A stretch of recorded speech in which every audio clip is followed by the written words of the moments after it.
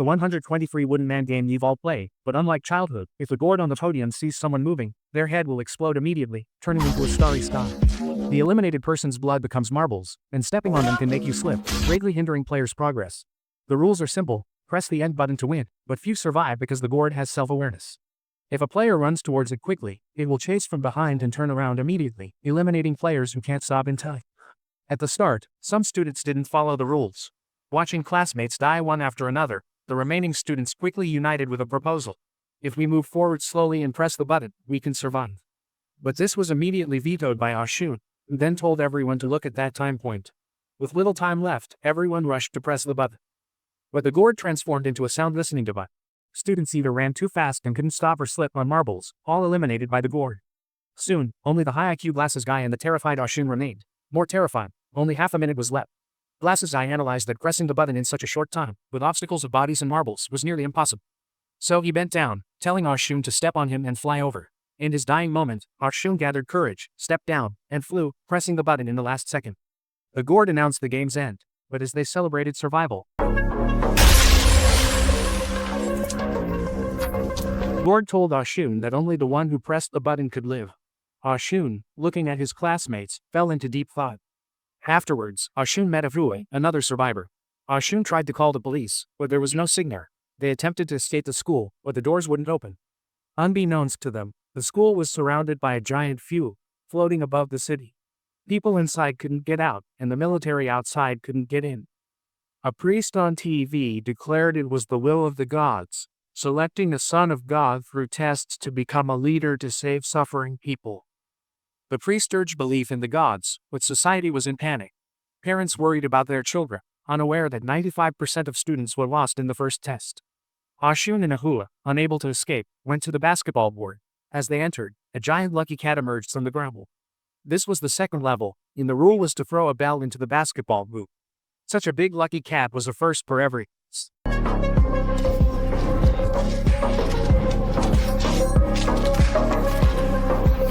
Leaving them stunned.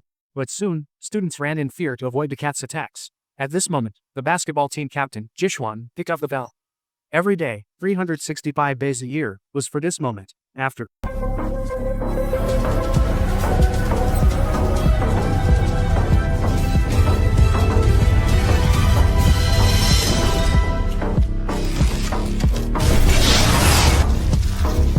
Basketball boy's death, the cat attacked more freely. Ashun, observing for a while, noticed something and told it's to take off their mouse costumes. Without the mice, the cat stopped attacking. But as people celebrated narrowly escaping, the cat turned and attacked humans again. After eating a few more, its target suddenly became Ahua. To save Ahua, Ashun put on a mouse costume to distract it. This move worked. The cat was attracted by the mouse and turned to attack Ashun. But just as Ashun was about to be taken down by the cat, it suddenly stopped. At the same time, Ashun heard the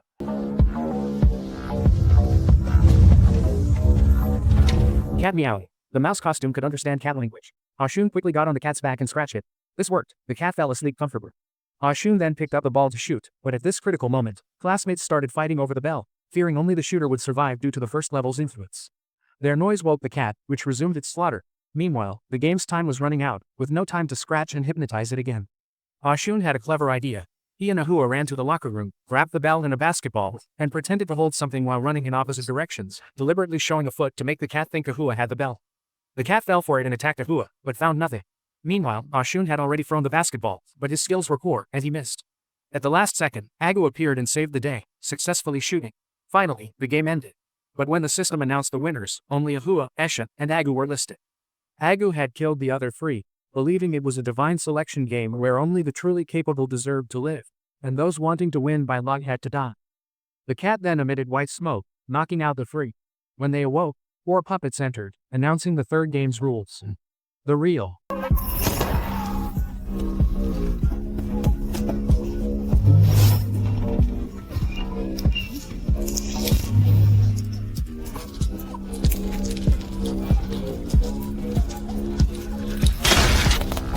slaughter began. The second player was blindfolded and brought on stage. The puppets sang and circled him. If he couldn't guess the puppet behind him, he'd end up like the girl at the start. When the puppets stopped, he couldn't guess, then they crushed him to death.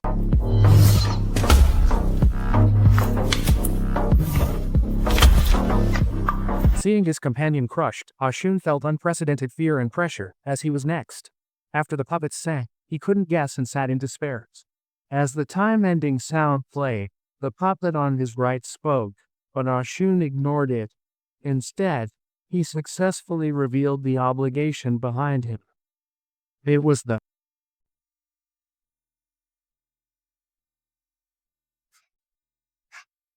short-haired girl from the start, who recorded the left puppet's voice. As time was about to end, she pretended not to guess and secretly pressed the recording, making the right puppet speak. By identifying the voice, she figured out the right puppet's identity. Using the puppet's order, she guessed the puppet behind her, succeeding. The puppet turned into a key, and they left the room, meeting other successful players. Some guessed by luck, while Agu killed other players to seize keys. Next, a puppet with 7 keyholes appeared. After inserting the keys, they reached the 4th level, the most interesting game called Truth or Dare. The polar bear asked a question, and if someone lied, the bear would crush them. The first question was about their favorite food. Everyone spoke their mind, but the bear said someone lied, then crushed a bystander. The second question was whether they liked or disliked Ashun. The 3 men disliked him, while the 2 women liked him. But the bear still said someone lied, then crushed Axie. After Axie's death, Ashun realized the bear was the liar, as Axie had confessed to Ashun, so he knew Axie couldn't lie. From start to finish, they hadn't lied. It was the bear lying about others lying. After the lie was exposed, the bear revealed its true form as a black bear. After passing the 4th level, they finally reached the last level, a game of tag. They had to choose one of 5 to be hit and catch the other 3 before sunset to win. Those caught would be eliminated, and the last one could choose to kick a can with explosives to sacrifice themselves. Before the rules were finished, they drew lots. Unfortunately, Agu, who killed others for survival, drew the edge slot. As expected, Agu, the strongest, caught everyone except Ashun. Only Ashun hid perfectly. But at sunset's last moment, Ashun chose to kick the can, saving 3 people, but the can didn't explode. The puppet explained that this level was just a game, and no one would be eliminated. After speaking, it kindly gave the 5 ice pops. But as the final level, it couldn't be that simple. Soon, Ahua noticed something wrong with the ice pops. The stick had the word death on it. The plot twisted again. To be the final winner, one needed both skill and luck. Ashun and Agu drew the live sticks, while Ahua and 2 bystanders drew death sticks, eliminated by the puppets. Ashun and Agu successfully exited the cube, and other cubes also selected winners. They were greeted by another series of selections. At the story's end, an old man appeared on screen, seemingly declaring to the audience that he was God.